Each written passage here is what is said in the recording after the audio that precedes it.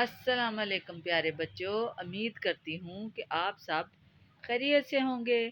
آج میں آپ کو بتاؤں گی کفایت شعری اور فضول خرچی میں کیا فرق ہے۔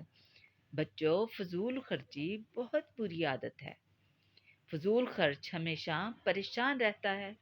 فضول خرچ روب جمانے کے لیے قرض لیتا ہے، پھر روتا رہتا ہے۔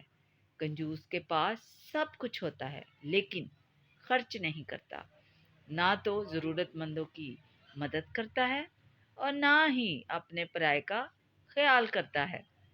بچوں، میانہ روی اور درمیانہ راستہ کفایت شعری ہے۔ ضرورت کے مطابق خرچ کرنا اور کچھ بچا کے رکھنا تاکہ ضرورت پر کام آئے۔